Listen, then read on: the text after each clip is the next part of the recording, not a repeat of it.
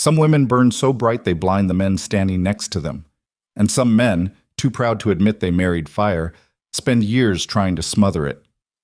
Duke Cedric Blackthorne had a wife the entire kingdom once envied him for. He had 10 years to love her, 10 years to see her. He wasted every single one. This is the story of the night the world reminded him what he threw away, and the price that came with remembering. Stay until the very end. The cost of that price will gut you. The Blackthorne estate sat on a ridge overlooking the capital like a crown jewel no one was allowed to touch. 62 rooms, 14 hearths, a library that stretched the full length of the East Wing with volumes collected across 3 generations. Marble floors imported from the southern provinces. Tapestries hand-woven by artisans who had long since died, their craft buried with them because Cedric's father believed beauty should be rare enough to make other men ache for it. It was a monument, a fortress, a mausoleum dressed in gold leaf. And somewhere inside it, on a Tuesday evening in late autumn, Duchess Seraphina Ashcombe sat alone in a window seat on the 3rd floor, watching the last light drain from the sky like blood from a wound. She held a book in her lap. She had not turned a page in over an hour. Downstairs, the house hummed with the mechanical rhythm of a machine that no longer needed its heart. Servants moved through corridors with rehearsed precision, their footsteps dampened by habit and wool-soled shoes designed not to disturb the Duke. The kitchen prepared a dinner for one. Cedric had sent word through his valet that he would be dining at the Gentlemen's Club again tonight. The 4th time this week. Seraphina had received the message with the same expression she wore for all of them. None. She was 31 years old. She had been married since she was 21. And somewhere between the wedding night and this particular Tuesday, she had stopped counting the days that passed without her husband looking directly at her face. Not because it no longer hurt, but because keeping count had started to feel like begging, and Seraphina Ashcombe had promised herself, in the quiet, desperate hours of year 3, that she would never beg. Not him. Not anyone. If the world wanted to forget her, she would let it. She would become so still, so silent, so perfectly invisible that when they finally noticed she was gone, they would wonder if she had ever been there at all. That was the philosophy she had built her survival on. Stillness is armor. Silence is strategy. The absence of expectation is the only reliable protection against disappointment. It had worked, in the way that tourniquets work. It stopped the bleeding. It also killed the limb. Her lady's maid, Clara, appeared in the doorway with the careful posture of someone approaching a sleeping animal. "Your Grace, the dressmaker has sent the gown for the winter ball. She's asking if you'd like a final fitting." Seraphina did not look up from the window. "Send it back." "The gown, Your Grace?" "I won't be attending." Clara hesitated. This was not a new conversation, but the ball was only 6 days away, and the entire aristocracy had received invitations stamped with the royal seal. Declining was not a simple matter of preference. It was a political statement. "His Grace has confirmed his attendance," Clara said carefully. The household assumed correctly that His Grace will attend. The household assumed incorrectly that his attendance has anything to do with mine. The words were delivered without bitterness. That was the thing about Seraphina that unsettled the servants most. She never raised her voice. She never slammed doors. She never cried where anyone could hear. She had refined her pain into something so polished and controlled that it looked, from the outside, like indifference. Only Clara, who had served her for 8 years, recognized it for what it actually was. The disciplined exhaustion of a woman who had screamed into pillows so many times that her throat had simply decided to stop cooperating. "Leave the gown," Seraphina said quietly. "I'll decide tomorrow." Clara curtsied and withdrew. The door clicked shut with the soft finality of a casket lid. Alone again, Seraphina pressed her forehead against the cold glass of the window and closed her eyes. Below her, the estate garden stretched into darkness, the hedgerows trimmed into geometric perfection by a groundskeeper who understood that the Blackthorne name demanded visual control over even nature itself. Everything in this house was managed, manicured, positioned for the approval of people who would never actually see it. She wondered, not for the first time, if that was what she had been too.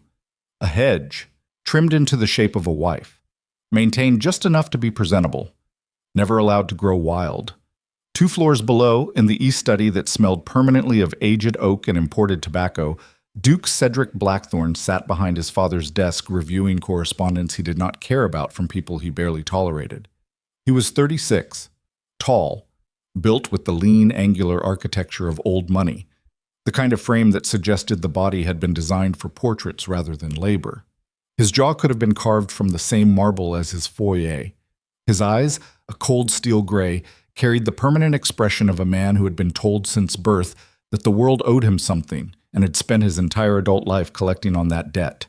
He was, by every measurable standard of the aristocracy, a success. His estate generated more revenue than 3 lesser duchies combined. His political alliances stretched from the northern provinces to the royal court itself. He sat on 2 of the kingdom's most powerful advisory councils. His name carried weight in rooms he had never entered, and he was, by every unmeasurable standard of basic humanity, a catastrophe. He did not know this. That was the central defining feature of Cedric Blackthorne's failure. He was a man who had confused authority with intimacy, ownership with partnership, and the absence of complaint with the presence of contentment. His wife did not fight with him, therefore his wife was satisfied. His wife did not leave, therefore his wife was loyal. His wife did not demand his attention, therefore his wife did not need it. The logic was airtight. The logic was also the loneliest thing either of them had ever built. His valet, Hargrove, entered with a silver tray bearing a single envelope. "From Lord Ashford, Your Grace, regarding the winter ball seating arrangements." Cedric took the letter without looking up. "Has my wife's gown arrived?" Hargrove blinked. It was perhaps the first time in months that the Duke had voluntarily mentioned the Duchess. "I believe so, Your Grace. The dressmaker delivered it this afternoon." "Good. She'll need to look presentable. The Crown Prince will be there, and I won't have the Blackthorne household looking anything less than impeccable." There it was. The tell. Not concern for his wife, not curiosity about whether she wanted to attend, not even the basic marital courtesy of asking if she had plans.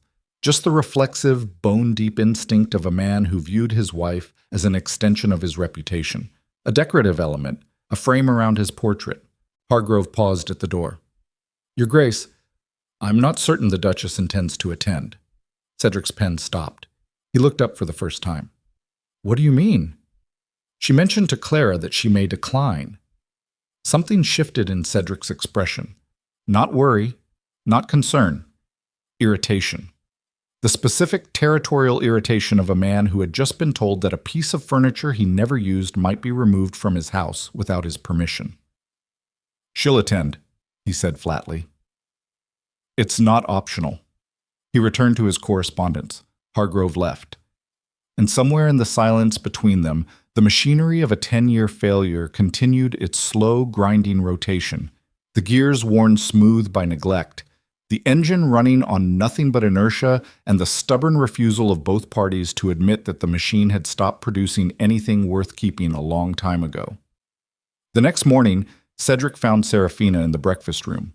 She was seated at the far end of the table, a table built for 16, used by 2, and occupied on most mornings by 1. She wore a simple dress the color of storm clouds.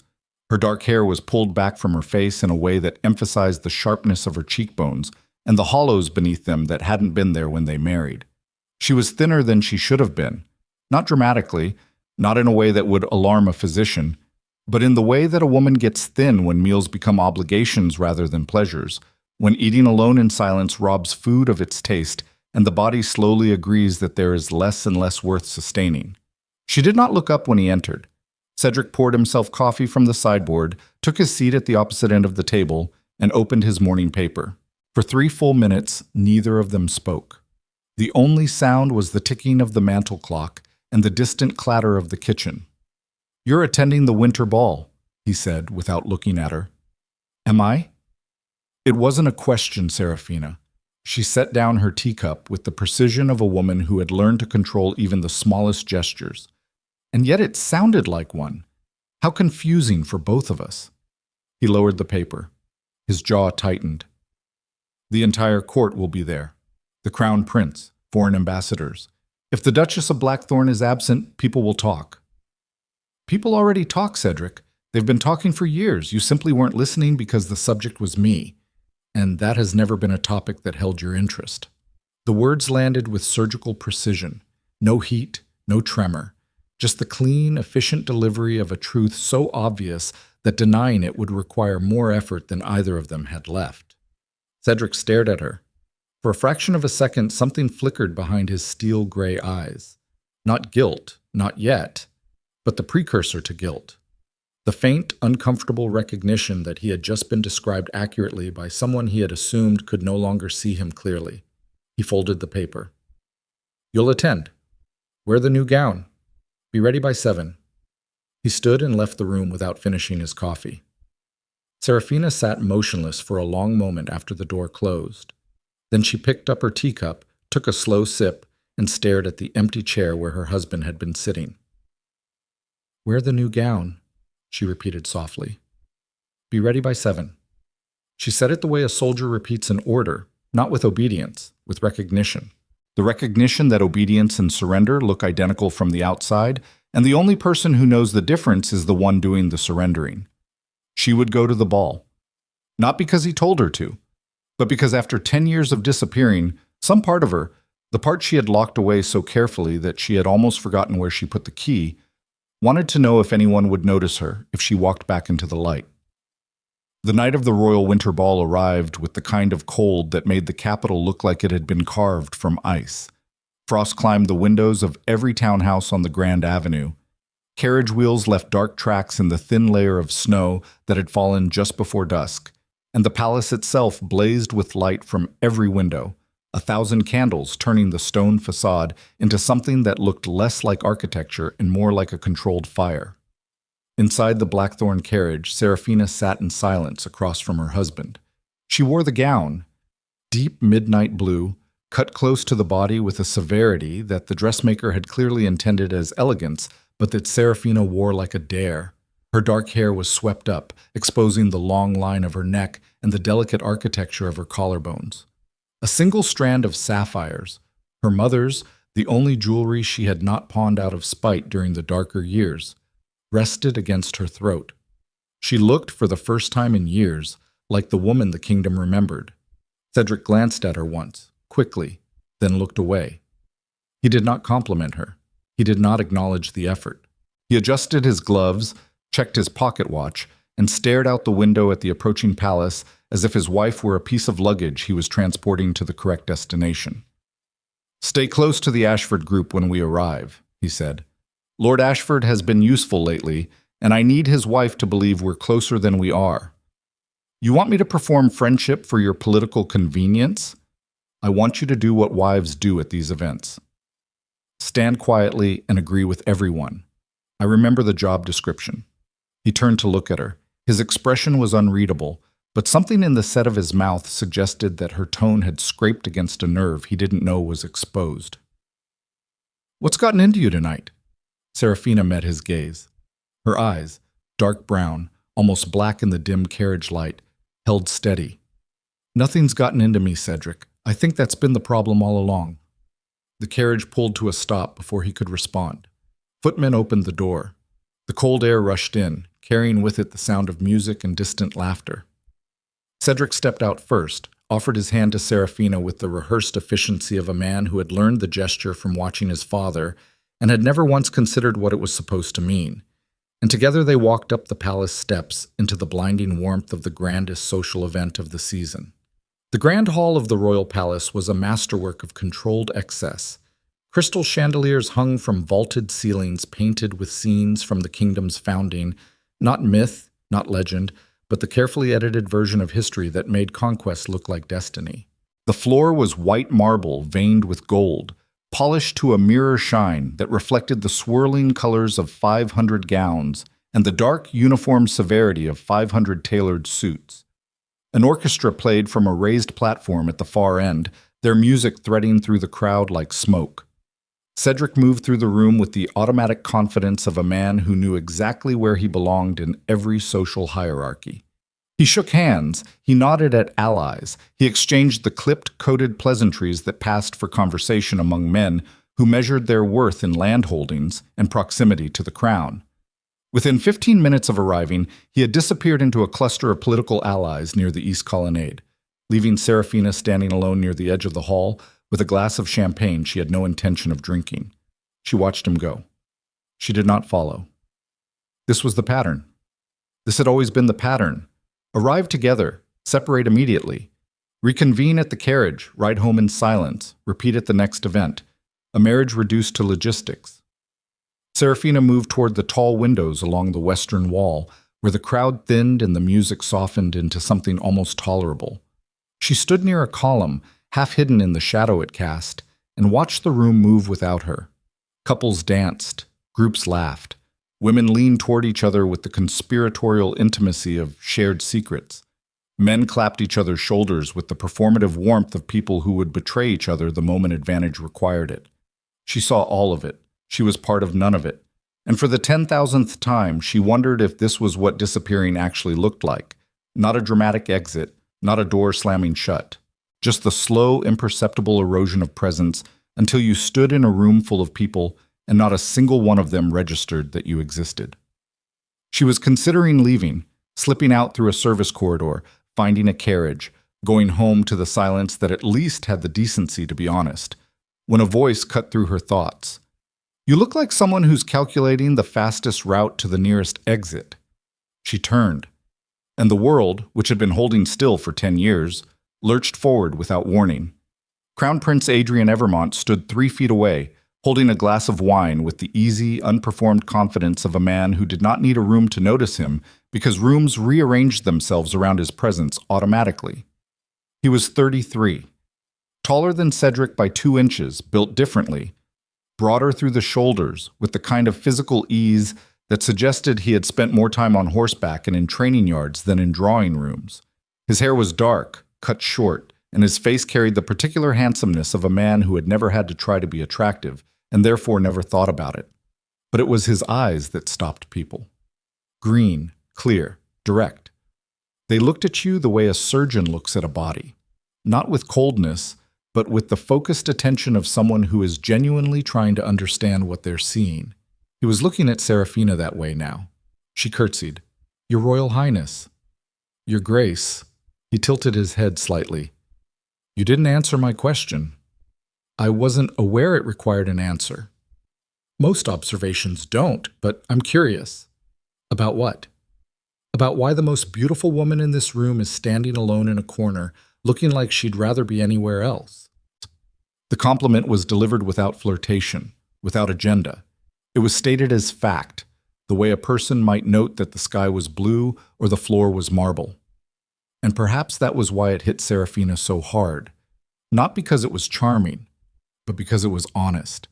And honesty, she realized with a sensation close to vertigo, was something she had not experienced from a man in so long that she had forgotten what it felt like to be seen without being evaluated. "Perhaps I'm exactly where I want to be," she said. "Perhaps corners suit me.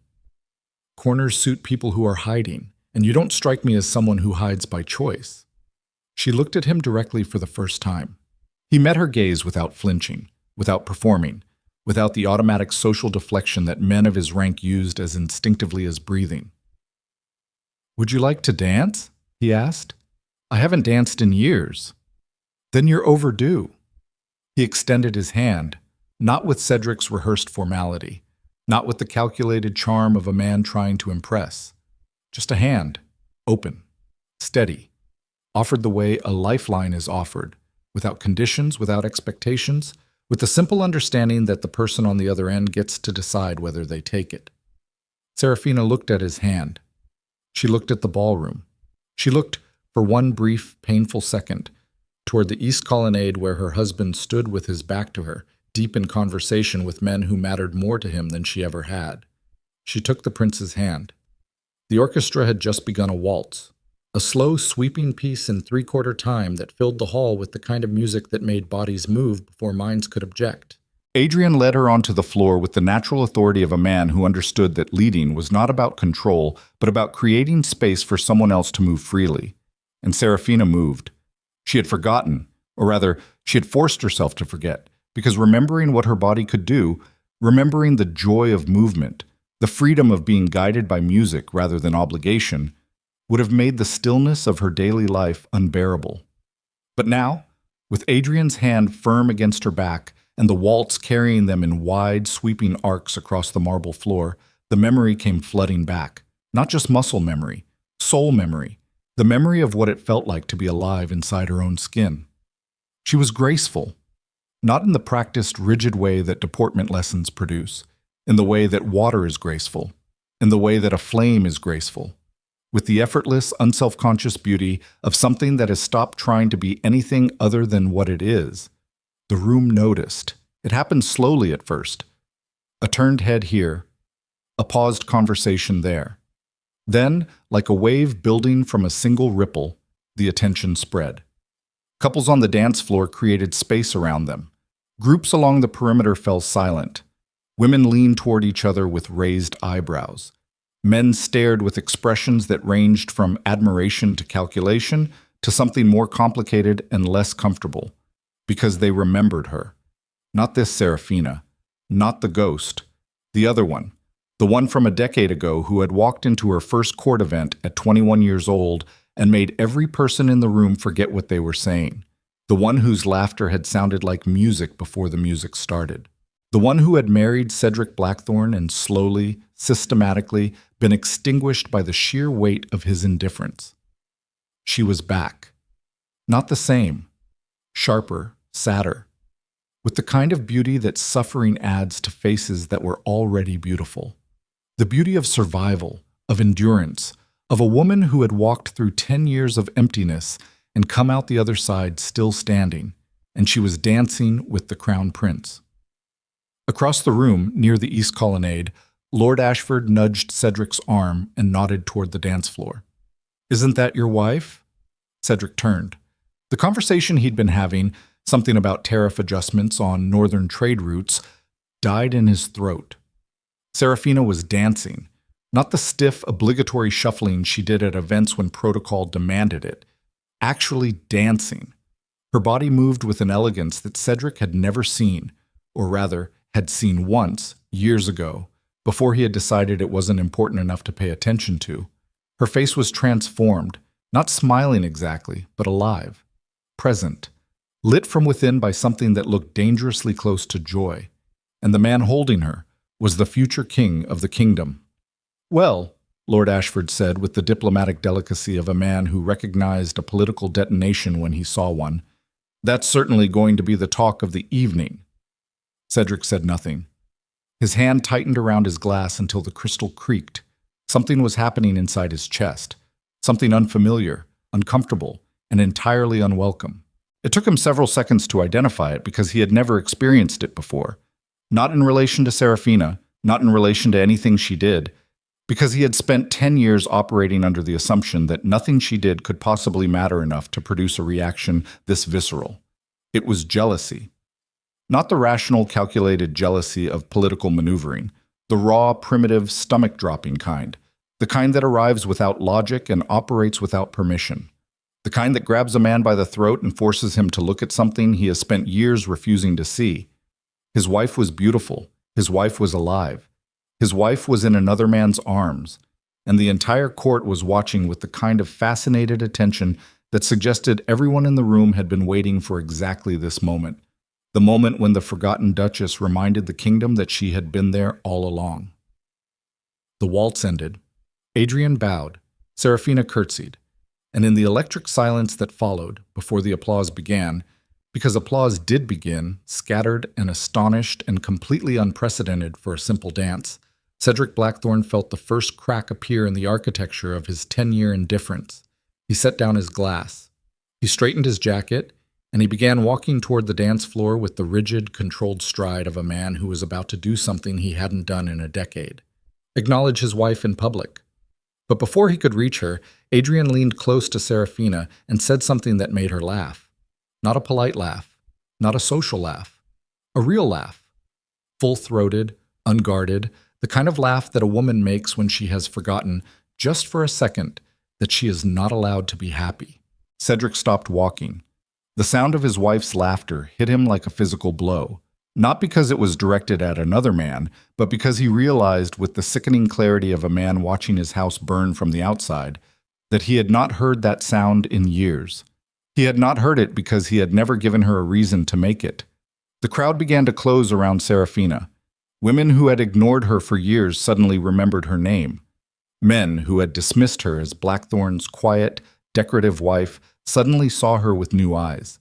She was surrounded, engaged, alive, and every second she spent in that light was another second that illuminated, by contrast, the darkness of the life Cedric had confined her to.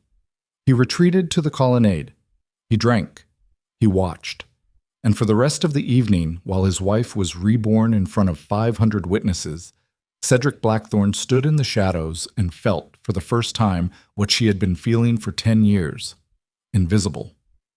The carriage ride home was a minefield. Seraphina sat across from him, her cheeks still flushed from the warmth of the ballroom, her eyes carrying a brightness that had not been there when they left the house. She looked, Cedric thought with an ache he refused to name, like someone who had just remembered what oxygen tasted like after years of breathing through a cloth. She did not speak first. She never spoke first. That was another habit she had developed, the refusal to initiate conversation with a man who had trained her through a decade of monosyllabic responses and averted gazes to understand that her words were not welcome. But tonight, Cedric could not stand the silence, because tonight the silence felt different. It was not the passive, resigned quiet of their usual carriage rides. It was charged, vibrating, full of something that Seraphina carried and Cedric could not access, and the exclusion was maddening. "You seem to enjoy yourself," he said. His voice came out harder than he intended, clipped, accusatory, the voice of a man who wanted to ask a question but could only manage an indictment. Seraphina looked at him. "Yes, I did." The crown prince was quite attentive. He was polite. "He danced with you for an entire waltz." "I'm aware. I was there." The entire room was watching. "Yes, that tends to happen when two people dance at a ball. It's rather the point of a ball, Cedric." His jaw clenched. "Don't be clever with me." "I'm not being clever. I'm being accurate. There's a difference, though I understand why you might confuse the two, since you've had limited experience with both from me." The words landed like a blade drawn slowly across skin, not deep enough to draw blood, but sharp enough to leave a mark that would sting for hours. Cedric stared at her. His breathing had changed. Faster, shallower, the breathing of a man whose body understood something his mind was still refusing to process. He was losing control of a situation he had never realized he needed to control, because he had never imagined that his wife, quiet, compliant, invisible Seraphina, was capable of becoming a situation at all. "What did he say to you?" Cedric asked. "At the end, when you laughed." Seraphina tilted her head slightly. The ghost of a smile crossed her face. Not warm, not cold, but something in between. Something private. Something that belonged to her, and the memory of that moment, and no one else. He said, "I danced like someone who had been waiting a very long time for someone to ask." The carriage hit a rut in the road. The jolt rocked them both. Neither noticed. The air between them was so thick with unspoken things that the physical world had become secondary. Cedric opened his mouth, closed it, opened it again. For the first time in their marriage, he was searching for words. Not the efficient, transactional words he used to issue instructions, but real words, feeling words. The kind of words that require a man to admit he is standing in the wreckage of something he destroyed and finally look at the damage. He could not find them. "It was one dance," he said finally. "Don't make it into something it wasn't." Seraphina turned her face toward the window. The street lamps cast moving bars of light across her features, and in that shifting illumination, Cedric saw something on his wife's face that he had never seen before, or rather, had never looked closely enough to see. Contempt. Not anger. Not sadness. Not the tearful disappointment of a woman who still hoped for better. Contempt.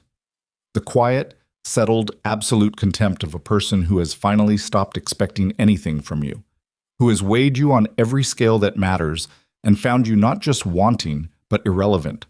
It was the most terrifying expression he had ever seen on a human face, because anger meant she still cared, Tears meant she still hoped, but contempt meant she had moved past him entirely. It meant that whatever door had existed between them, however narrow, however rusted, however neglected, had not just closed, it had been bricked over. The carriage stopped in front of the estate. Seraphina stepped out without waiting for his hand. She walked up the steps without looking back. She disappeared into the house without a word. Cedric sat alone in the carriage for a long time. The horses stamped in the cold. The driver waited in patient silence on the box seat above. The night pressed against the windows like a living thing, and inside the dark, leather-scented cabin, Duke Cedric Blackthorne confronted a truth that had been growing beneath his feet for 10 years and had finally broken through the surface tonight, on a dance floor, in another man's arms, in the sound of his wife's laughter.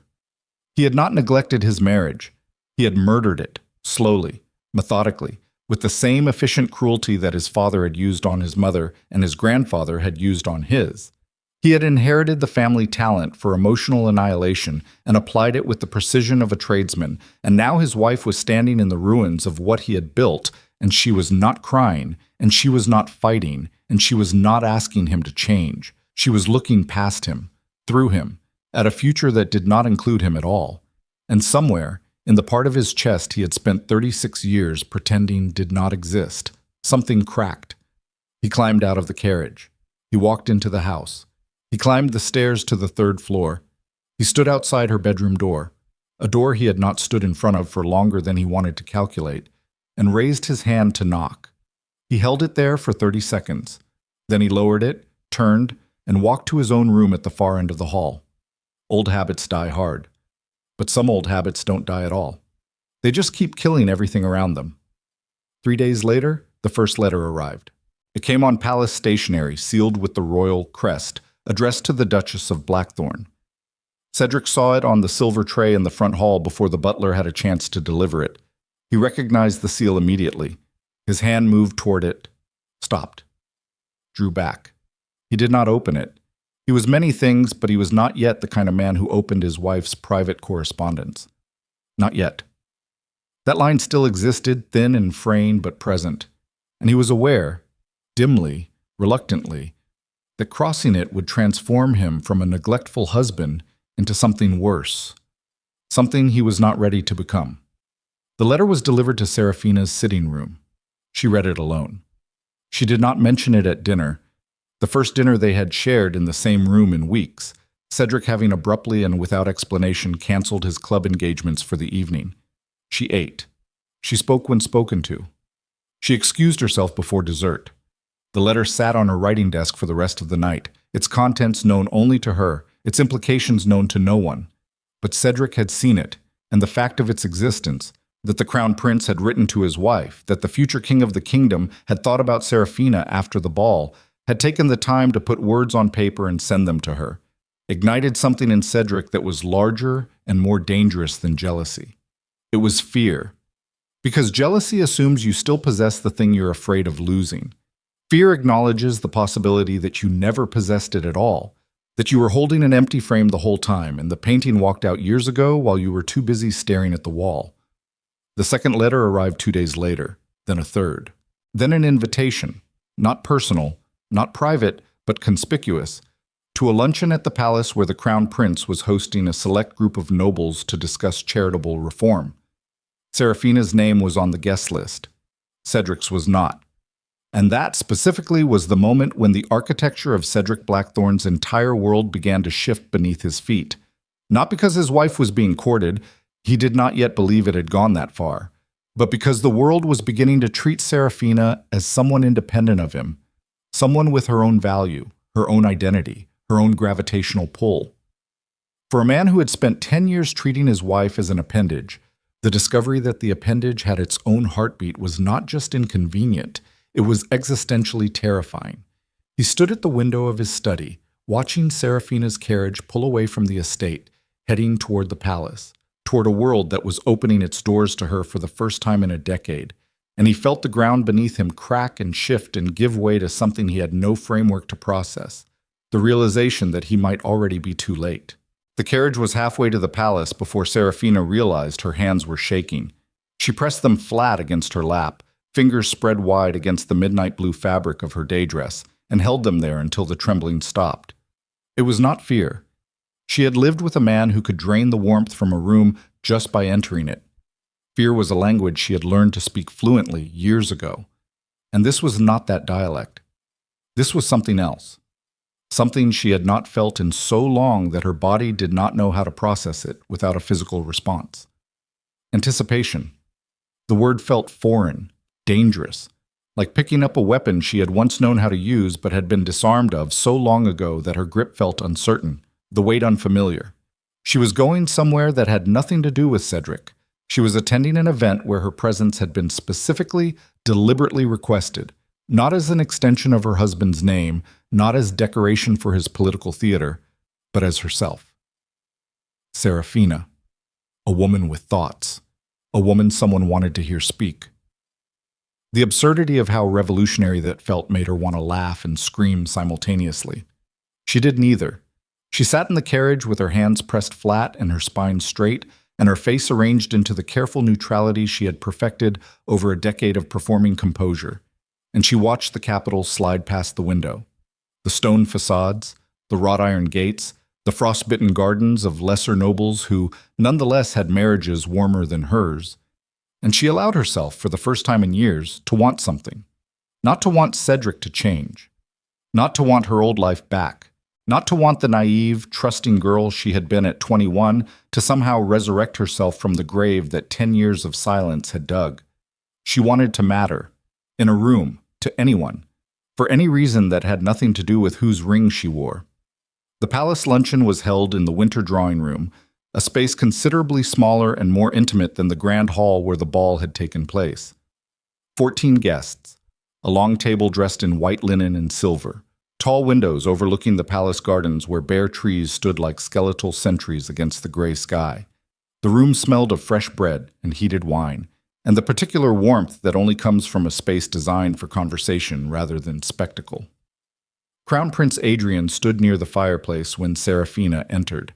He was speaking with Lady Margot Delacroix, a sharp-boned widow from the eastern provinces who ran 3 charitable hospitals and had a reputation for destroying weak arguments the way a surgeon removes tumors, with precision, without apology, and with the absolute confidence that the patient would be better off afterward.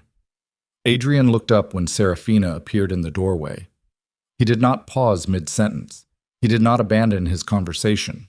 He simply caught her eye, held it for exactly long enough to communicate that he had seen her and was glad she had come, and then returned his attention to Lady Margot. It was the smallest possible gesture of acknowledgement, and it contained more genuine warmth than Cedric had shown her in a decade of shared meals.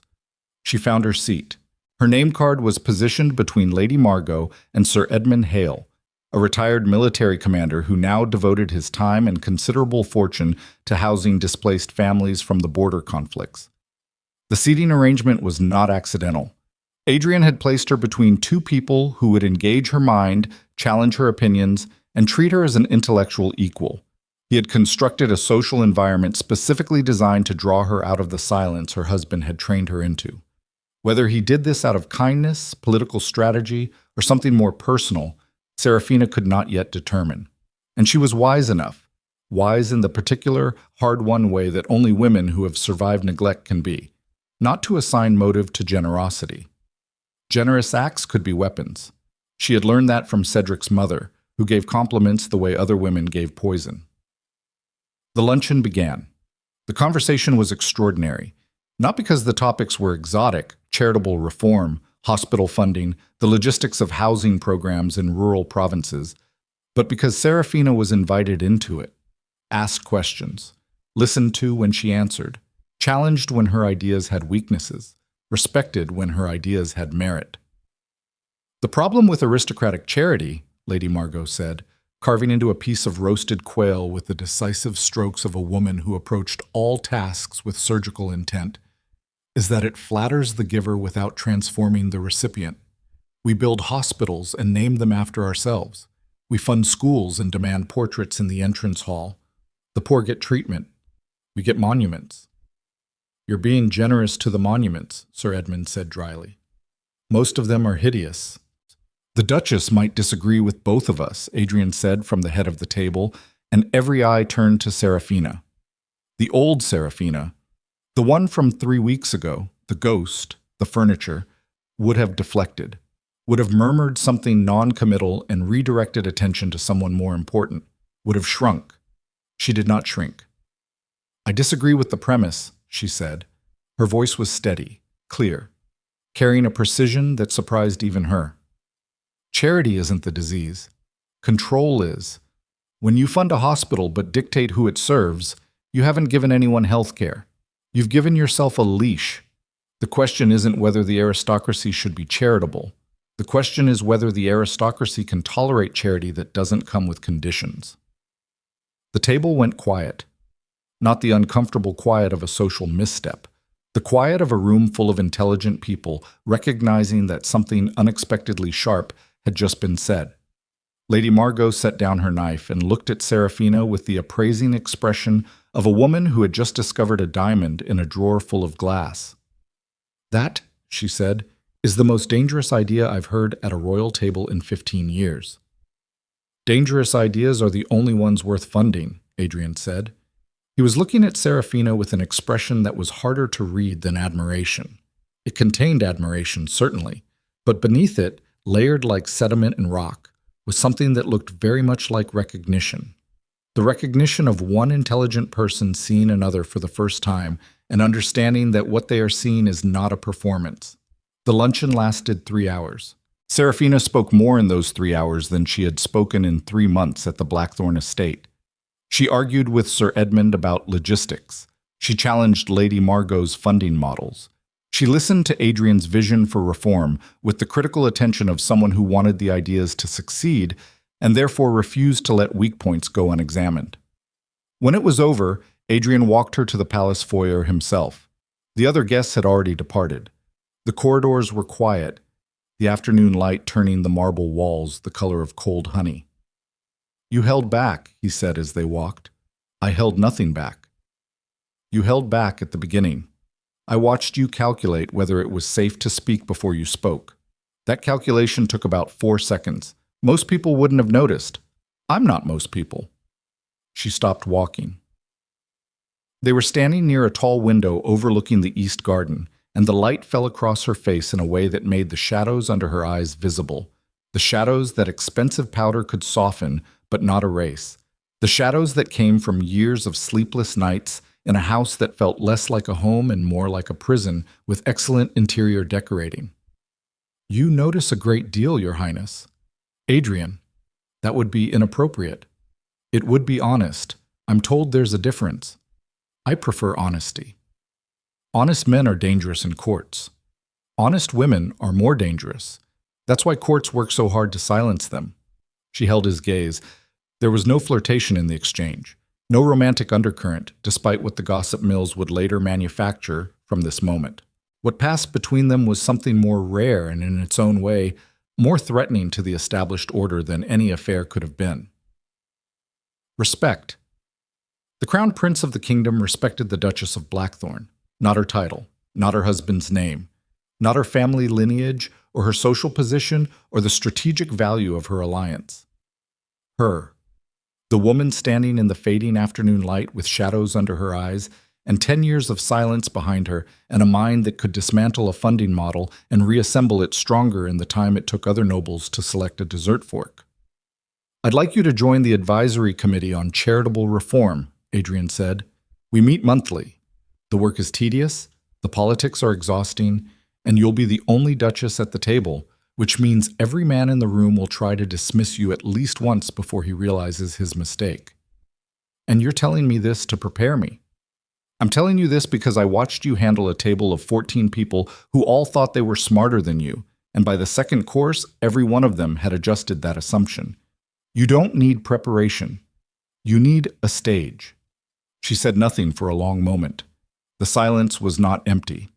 It was full of the particular pressurized weight of a woman standing at the edge of a decision that would change the shape of her life.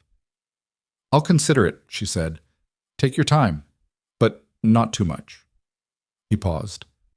"The world has a habit of closing doors on women who hesitate." She left the palace.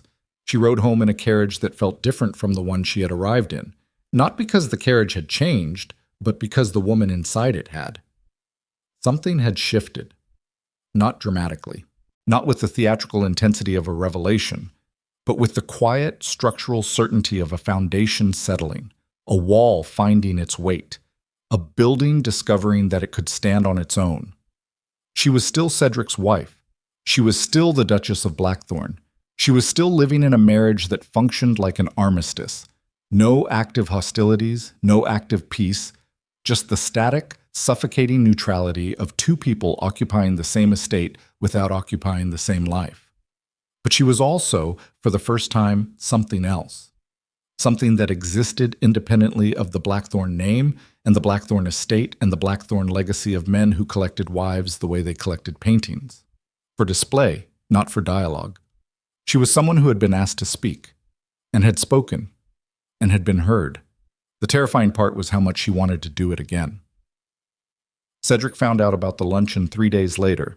Not from Seraphina. She had not mentioned it, and he had not asked, because asking would have required acknowledging that she had a life outside his peripheral vision, and acknowledging that would have required confronting the fact that he had never bothered to look directly at her long enough to notice. He found out from Lord Whitmore, a political ally who delivered the information with the particular relish of a man who knew he was detonating a grenade. They were at the gentlemen's club. Leather chairs, whiskey, the smell of aged wood and old entitlement. "Your wife made quite the impression at the palace luncheon," Whitmore said, swirling his glass with elaborate casualness. Cedric's hand paused halfway to his drink. "What luncheon?" "Adrian's charitable reform gathering. 14 guests. Very select." Whitmore took a measured sip. "Your wife apparently argued Lady Margot Delacroix to a standstill over hospital funding models. Edmund Hale told me he hasn't seen anyone dismantle a financial argument that efficiently since his days in the War Office." "Seraphina was at a palace luncheon. You didn't know?" Cedric did not answer. His face had gone very still. The particular stillness of a man who is processing humiliation and fury simultaneously and does not yet know which one will surface first. "Interesting," Whitmore said, and the single word carried more ammunition than a direct insult would have. Cedric drained his whiskey in one long pull, set the glass down, did not refill it. "Was the Crown Prince present?" he asked. "It was his event. He hosted it personally." Whitmore leaned back. "He's apparently asked your wife to join the advisory committee on charitable reform, monthly meetings, direct access to the Crown's policy agenda." The silence that followed was not the productive kind. It was the silence of a detonation, the fraction of a second between the flash and the blast wave, when the air itself seems to hold its breath because it knows what's coming next. "She hasn't mentioned it," Cedric said. "Perhaps she didn't think you'd be interested." "I'm her husband." "Yes, you are." Whitmore's tone carried the faintest edge, not quite judgment, but close enough that a more self-aware man would have heard the subtext. "You are her husband, and what exactly has that title meant for the last 10 years? Cedric stood. He did not say goodbye. He walked out of the club and climbed into his waiting carriage with the controlled mechanical movements of a man operating on autopilot, while his internal systems crashed and rebooted. He arrived home and found Seraphina in the library. She was reading, actually reading this time, not staring at an open book with empty eyes. She had a notebook beside her, and she was writing in it, transcribing passages, making annotations in the margins with quick, decisive strokes of her pen. She looked, Cedric noticed with a jolt that felt like a physical impact, focused, engaged, present in a way he had not seen her in years. She did not look up when he entered, not because she hadn't heard him, because she was in the middle of a sentence and she chose to finish it. That choice, the 3-second delay, the prioritization of her own thought over his arrival, communicated more about the new architecture of their marriage than any confrontation could have. "You went to a luncheon at the palace," he said. She finished her sentence, set down her pen, looked up. "Yes." "You didn't tell me. You didn't ask." "I shouldn't have to ask. You're my wife." "Yes, Cedric, I am. I've been your wife for 10 years. In that time, you have not once asked me where I was going, what I was thinking, or how I spent my days. You are asking now because someone else told you, and the information embarrassed you. Don't confuse embarrassment with concern. They look similar from the outside, but only one of them is about me. He stood in the doorway, his coat still on, his breathing slightly elevated. The library was large enough that the distance between them, she at the reading desk near the window, he at the door, felt symbolic. An entire room of unoccupied space between a husband and wife who had become experts at maintaining distance without ever discussing it. The Crown Prince invited you personally, he said. He did. To a policy committee. To an advisory committee on charitable reform. Monthly meetings. My first appointment is in 3 weeks. You accepted without consulting me. Seraphina closed her book. She stood. She crossed her arms, not defensively, but with the settled, deliberate posture of a woman planting her feet before a windstorm. Consult you, she repeated. Tell me, Cedric, what exactly would that consultation have looked like?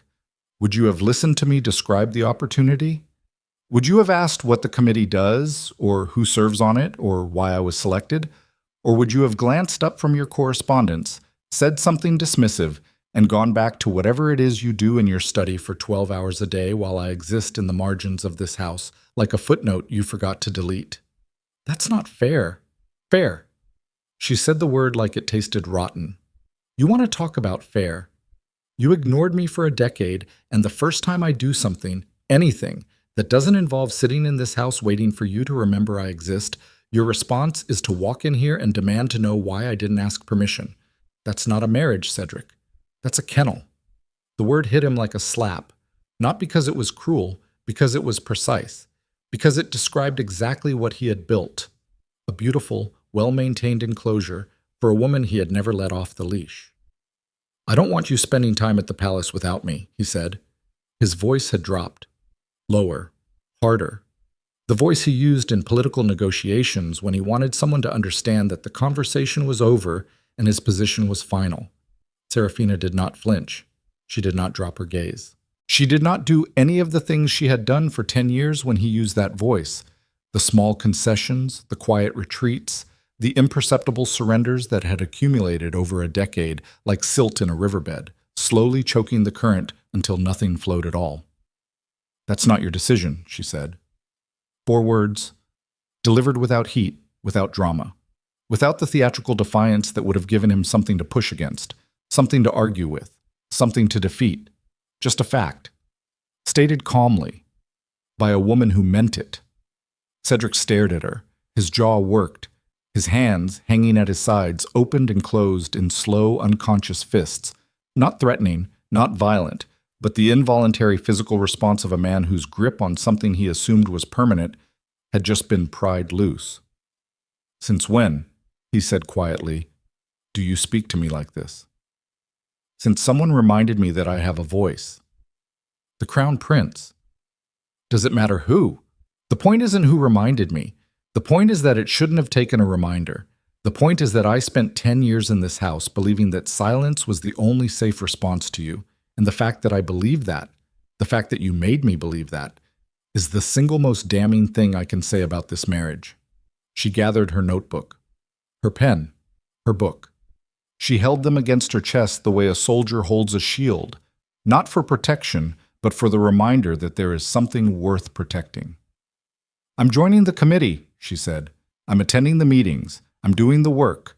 And I'm doing it because for the first time in 10 years, someone looked at me and saw something other than your wife.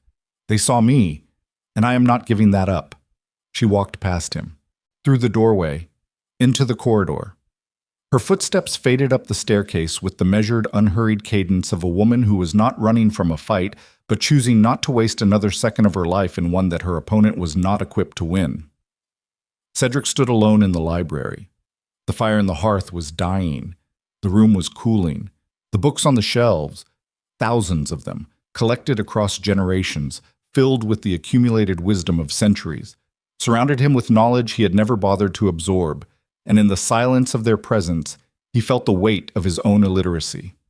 Not the kind measured in words, the kind measured in people, in the woman he had lived with for 10 years and never once read.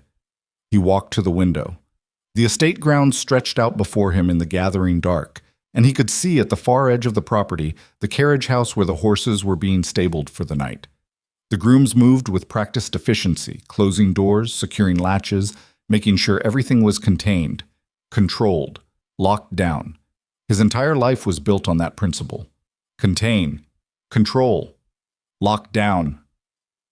It had worked for the estate. It had worked for his finances. It had worked for his political alliances. It had destroyed his marriage, and now it was destroying whatever remained of his ability to reach the one person who had ever been close enough to save. He pressed his forehead against the cold glass. His breath fogged the window, and through the mist of it, the estate grounds blurred and softened until they looked less like a duchy and more like a cage. He stayed there for a long time, not thinking, not planning, just standing in the wreckage of a conversation that had lasted 3 minutes and dismantled 10 years of carefully maintained delusions. When he finally turned away from the window, his face had changed, not softened. Men like Cedric did not soften easily, but shifted, rearranged, the way a landscape shifts after an earthquake.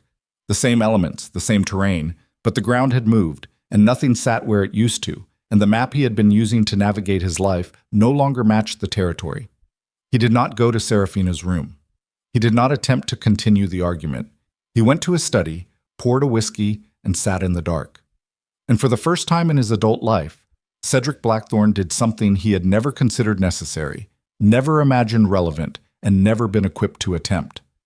He thought about what his wife actually wanted, not what she needed from him, not what she should want, not what a proper duchess ought to desire from a successful marriage to a powerful man. What she wanted, as a person, independent of him, separate from the title and the estate and the name and the ring. He had no idea, not a single clue.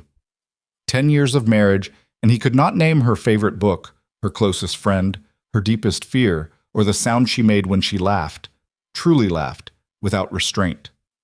The Crown Prince had danced with her once and seen more of her in 3 minutes than Cedric had seen in a decade. That was not Adrian's gift. That was Cedric's failure. And the worst part, the part that kept him sitting in the dark long after the whiskey was gone and the fire was ash and the house had fallen into the deep cathedral silence of 3 a.m, was the growing, inescapable suspicion that knowing this changed nothing. Because knowing you've been drowning someone doesn't teach you how to let them breathe. It just means you can finally hear the sound of their lungs filling with water. And by then, the water might already be too deep. The third letter from the palace arrived the next morning. Seraphina read it at the breakfast table in plain view without hiding it, without explaining it, without apology. Cedric watched her read it. She did not look up. And in the loaded silence of that breakfast, 2 people, 16 chairs, 1 table, and an ocean of damage between them, something fundamental and irreversible locked into place. She was leaving him. Not physically, not legally, not in any way the courts or the church or the social order would recognize. She was leaving him the way a river leaves a stone. Slowly. Completely. Without looking back. Carving a new path around the obstacle because going through it was never an option and going back was no longer a possibility. And Cedric, for all his power, for all his land, for all his name and his legacy, and his 62 rooms and 14 hearths, could not build a dam fast enough to stop it. Cedric began watching her. Not the way a husband watches a wife, with familiarity, with comfort, with the lazy attention of shared routine. He watched her the way a man watches a door he forgot to lock after realizing something valuable is missing. With vigilance, with the creeping, corrosive awareness that the absence was his fault and the search was already too late. He noticed things, small things, terrible things. The way Seraphina moved through the house with a new economy of motion, as though she had stopped wasting energy on spaces that didn't deserve it. The way she dressed differently, not extravagantly, not provocatively, but with intention. With the quiet deliberateness of a woman who is choosing her appearance for herself rather than for the mirror of someone else's approval. The way she took her tea in the morning with her notebook open and her pen moving in quick, decisive strokes, composing thoughts he would never be invited to read. She was building something. He could feel it the way animals feel a change in atmospheric pressure. not with logic, not with evidence, but with the deep instinctive recognition that the air around him was shifting and the storm was already overhead. The first advisory committee meeting came and went. Seraphina left the house at 9 in the morning and returned at 4 in the afternoon, and in the 7 hours between, Cedric paced his study like a man locked in a cell of his own construction. He picked up correspondence and set it down unread. He summoned Hargrove for updates on household matters he did not care about. He stood at the window overlooking the front drive and counted the minutes until her carriage reappeared. And when it did, when he saw her step out with color in her cheeks and life in her step and something close to contentment in the set of her shoulders, he felt a rush of relief so intense it disgusted him. Relief that his wife had come home, as though her return were a gift rather than a given, as though the Duchess of Blackthorne coming back to her own house were an act of generosity he had not earned. He had not earned it. That was the part that sat in his chest like a stone, heavy and immovable and sharp-edged enough to cut every time he breathed too deeply. He had spent 10 years treating this house as his domain, and this woman as his property, and this marriage as a ledger where only his contributions counted. And now the ledger was being audited by the entire kingdom, and the numbers did not add up, and everyone could see the deficit except the man who had created it. He tried.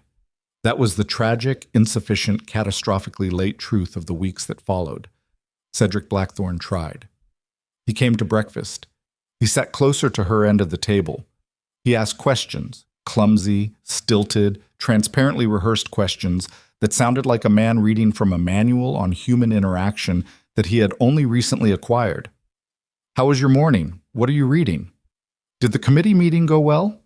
Seraphina answered, politely, briefly, without warmth, without hostility, with the measured neutrality of a woman who recognized the effort and refused to reward it, because rewarding a man for basic decency after 10 years of its absence would set a precedent she was no longer willing to establish. "You're being very talkative lately," she said one morning, without looking up from her notebook. "Is that a problem?" "It's a change. I'm trying to determine whether it's a renovation or a coat of paint." He did not know how to answer that, so he didn't. He drank his coffee and stared at the woman across the table and felt the particular agony of a man who has finally decided to fight for something and discovered that the battlefield has been rearranged while he was sleeping. 3 weeks into his fumbling, half-formed campaign to reclaim his wife's attention, Lord Whitmore invited him to dinner. The invitation was unusual. Whitmore was a political ally, not a social companion. Their relationship operated on the transactional frequency of mutual benefit.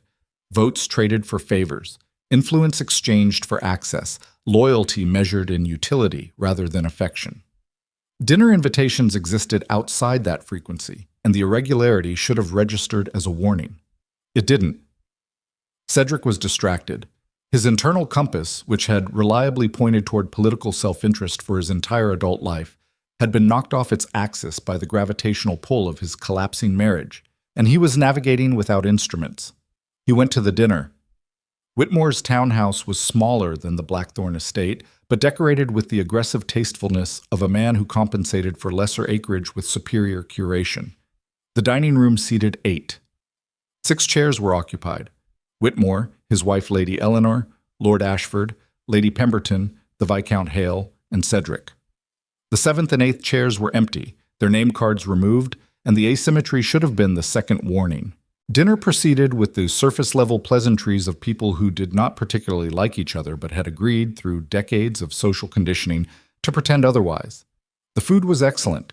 The wine was better. The conversation floated across safe topics: trade negotiations, the upcoming spring races, the new theater production that everyone had opinions about and no one had actually seen. Then, between the fish course and the roast, Whitmore set down his glass and looked directly at Cedric with the expression of a man who has been waiting for the right moment to detonate something and has decided that the right moment is now. "There's been talk, Blackthorne. I thought you should hear it from allies rather than enemies." The table shifted, the subtle collective adjustment of posture that occurs when a group of predators senses blood. Lady Pemberton's hand paused over her wine glass. Lord Ashford developed a sudden, intense interest in his bread plate. The Viscount studied his napkin as though it contained classified intelligence. "Talk about what?" Cedric said. "About your wife." And the Crown Prince. The words landed with the precision of a blade, finding the gap between armor plates. Cedric's face did not change. His body did not move. But something behind his eyes, well, something deep and structural, something that held the rest of him together, cracked. What kind of talk? The kind that doesn't stay in drawing rooms, the kind that moves. Servants repeat it, merchants embellish it. By the time it reaches the outer provinces, it'll be gospel. Whitmore leaned forward.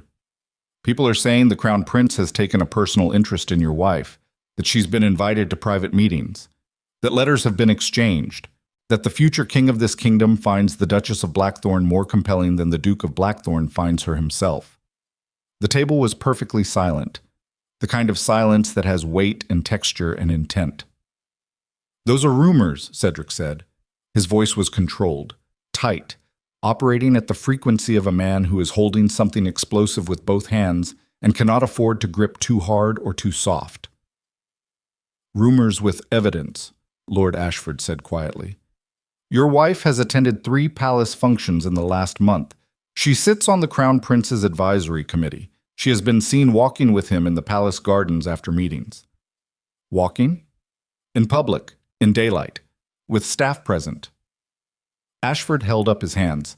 I'm not suggesting impropriety. I'm suggesting optics. And in this court, Blackthorne, optics are indistinguishable from reality. The problem isn't the Crown Prince's intentions, Lady Pemberton said, with the clinical precision of a woman who had survived 3 political seasons and 2 assassination attempts against her late husband. The problem is the narrative. A neglected wife, a powerful prince, a husband too busy with his own affairs to notice his wife becoming the most talked about woman in the capital. The story writes itself, Cedric, and it doesn't end well for you. It doesn't end well for any of us, Whitmore added. And there it was, the real reason for the dinner, the actual agenda beneath the pretense of friendly concern. Your political alliances are our political alliances. Your reputation is our collateral. If the court decides that the Duke of Blackthorne can't control his own household, the men who align themselves with that duke start looking weak, foolish, exposed. So this is about your interests. This is about everyone's interests, including yours. Cedric looked around the table. 6 faces, 6 masks, 6 people he had called allies for years, people he had traded favors with and strategized beside and trusted with the mechanical, conditional trust of political partnership. And in every one of their expressions, he saw the same thing. They were not warning him. They were positioning themselves. The dinner was not an intervention. It was a realignment. These people were calculating the cost of their association with him and deciding in real time whether the investment was still worth maintaining. The concern on their faces was not for his marriage. It was for their portfolios. He was an asset being evaluated for depreciation, and the evaluation was not going in his favor. He set down his napkin. He stood. Thank you for the dinner, he said, and for the clarity. He left without waiting for dessert. The night air hit him like a wall of cold water as he stepped onto the street, and he stood on the pavement for a full minute, breathing, just breathing, while the city moved around him and the sky above pressed down with the flat gray weight of a winter that showed no signs of ending. He climbed into his carriage. He did not go home. He directed the driver to the palace. It was past 9 when he arrived. The palace gates were closed to general visitors, but the Blackthorne name still carried enough weight to secure entry at irregular hours. A footman led him through corridors he knew well, corridors he had walked with his father as a boy, corridors where he had brokered deals and traded influence and operated with the absolute certainty that power was a language he spoke fluently and the world would always respond in kind.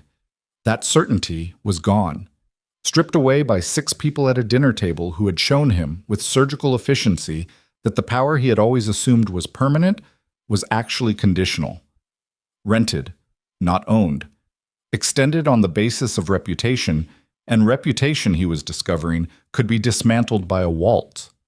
He found Adrian in the East Study. The Crown Prince was alone, reading by lamplight, dressed in the casual attire of a man who had not expected visitors, and did not feel the need to perform formality in his own home. He looked up when Cedric entered. His expression registered no surprise. only the calm, measured attention of a man who had been expecting this conversation and had already prepared for it. "Duke Blackthorne, it's late. I need to speak with you. About your wife. About your intentions toward my wife." Adrian closed his book. He set it aside. He stood slowly, not with the urgency of confrontation, but with the deliberate composure of a man who understood that the next few minutes would determine the trajectory of several lives and had no intention of letting urgency compromise precision. "Sit down, Cedric." "I'd rather stand." "Sit down, because what I'm about to tell you requires the kind of listening you can only do when your body isn't ready to fight." Something in Adrian's tone, not authority exactly, but the quiet, immovable weight of a man who held power so absolutely that he never needed to raise his voice to deploy it, made Cedric sit. Adrian poured 2 glasses of wine. He handed one to Cedric. He took the chair opposite. "I have no romantic interest in your wife," Adrian said. "I never have. What I have is an interest in this kingdom, and this kingdom needs intelligent people at the table when decisions are being made. Your wife is one of the most intelligent people I've ever met. She is also one of the most systematically silenced. I didn't create that situation. You did. You don't know anything about my marriage. I know that your wife stood in my ballroom 3 months ago, looking like someone who had forgotten she was allowed to exist. I know that she sat at my table and argued policy with a precision that made seasoned politicians adjust their positions. I know that she accepted my committee invitation with the caution of a woman who has learned that opportunity usually comes with a trap attached. And I know, because she has not said it, but her silence on the matter says it louder than words could, that the man who was supposed to be the first person to see her value was the last person on earth to notice it existed." Cedric's hand tightened around his glass. The wine trembled. He did not drink. "The rumors," he said, "are inevitable and useful." "Useful to whom?" "To anyone who wants to see you humbled. You have enemies, Cedric, more than you know. Men who smile at your dinner parties and calculate your downfall between courses. The rumors about Seraphina and me are not organic, they're manufactured. Someone is feeding them, amplifying them, making sure they spread in the exact pattern that causes maximum damage to your reputation and your alliances." The room went very still. Cedric's breathing changed, faster, shallower. The breathing of a man whose perimeter has been breached from a direction he didn't think to defend. "Who?" Adrian's expression didn't change. "I was hoping you could tell me, because whoever is doing this knows your household's rhythms. They know when Seraphina leaves and when she returns. They know the contents of the letters I've sent. Letters about committee business, nothing more, and they've reframed them as romantic correspondence. They know the seating arrangements at my luncheons. They know which servants to bribe for corroboration." He leaned forward. His green eyes locked onto Cedric's with the kind of intensity that reminded men why this particular prince would one day be king. "Someone close to you, Cedric, very close, is systematically dismantling your marriage, your reputation, and your political position. And they're using your wife's emergence as the weapon." The glass in Cedric's hand stopped trembling, not because the emotion had passed, but because it had intensified beyond the point where his body could express it through small motor movements. He was perfectly still. The stillness of a man who has just been told that the fire destroying his house was not an accident. It was arson. And the arsonist had a key. Whitmore. The name surfaced in his mind like a body rising from dark water. Whitmore, who had known about the luncheon before Cedric did. Whitmore, who had delivered the rumor intelligence with the precise calibration of a man who wanted to ensure the information caused maximum psychological impact.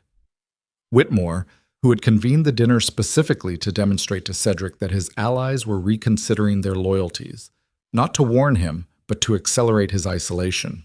Whitmore, who had sat in that dining room surrounded by people Cedric trusted and orchestrated a performance so convincing that Cedric had left believing the threat came from outside his circle when it had been sitting across the table from him the entire time. The betrayal was not a knife in the back. It was worse.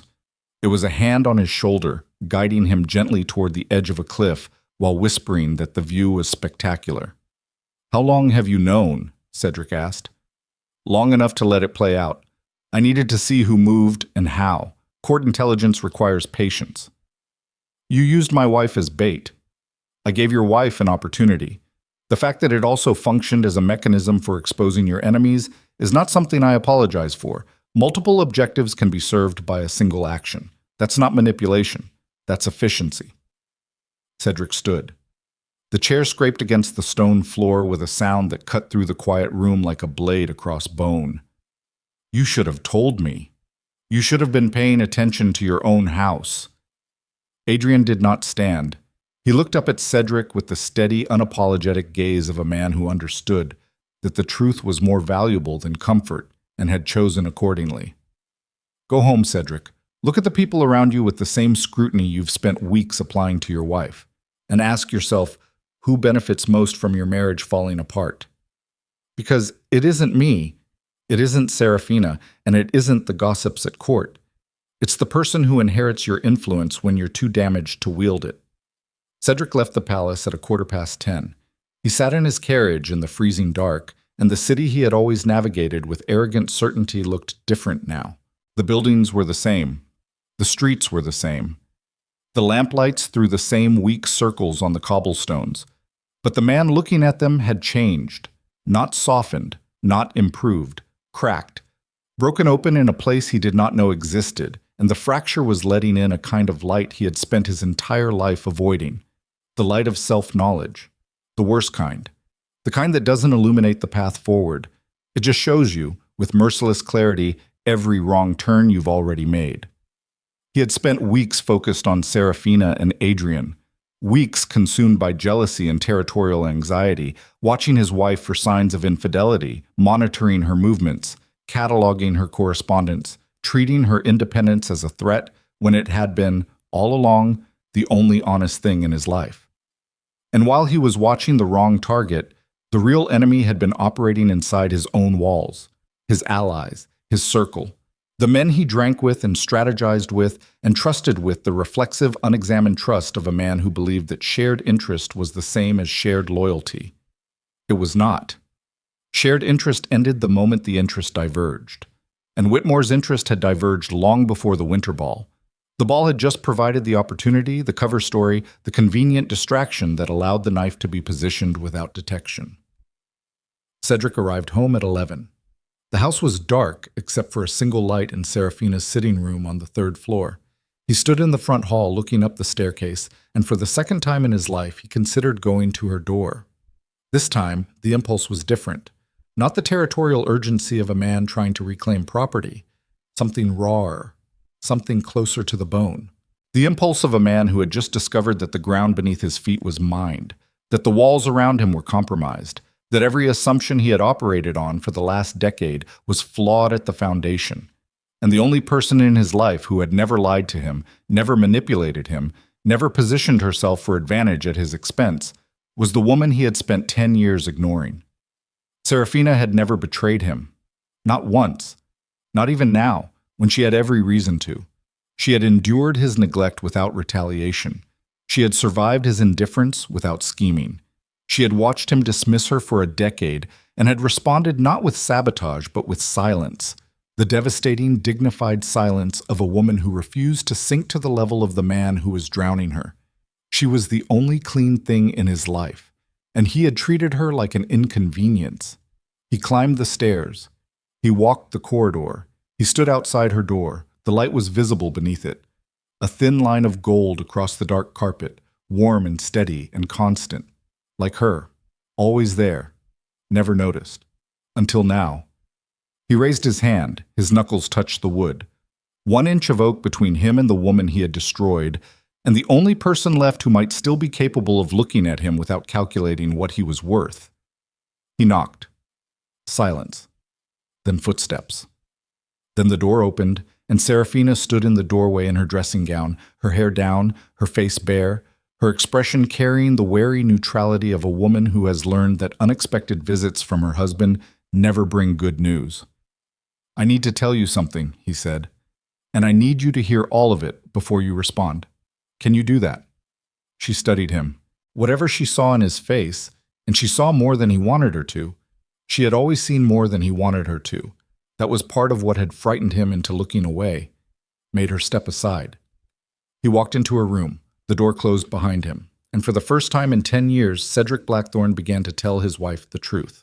He told her everything, not cleanly, not eloquently, not with the polished, strategic precision he used in council chambers and political negotiations. He told her the way a man confesses when the structure he built his identity on has collapsed and the rubble is still settling, in fragments, in bursts, in the jagged, unfinished sentences of someone who has never practiced vulnerability and is discovering, in real time, that honesty is a muscle he has let atrophy past the point of reliable function. He told her about Whitmore, about the dinner, about the manufactured rumors and the orchestrated isolation, about Adrian's revelation that someone inside Cedric's own circle was systematically weaponizing Seraphina's public emergence to dismantle the Blackthorne political apparatus from the inside. Seraphina sat on the edge of her bed and listened without interrupting. Her hands were folded in her lap. Her face was still. She gave him nothing. No reaction, no encouragement, no indication of whether what he was saying was landing or ricocheting off the same wall she had built between them years ago. When he finished, the room was quiet for a long time. The fire crackled. The clock on her mantel ticked with the indifferent regularity of a mechanism that did not care about the wreckage being catalogued in its presence. "Why are you telling me this?" she asked. "Because you deserve to know." "I've deserved a lot of things from you, Cedric. You've never delivered on any of them before. Why start now?" The question was not hostile. It was worse than hostile. It was clinical.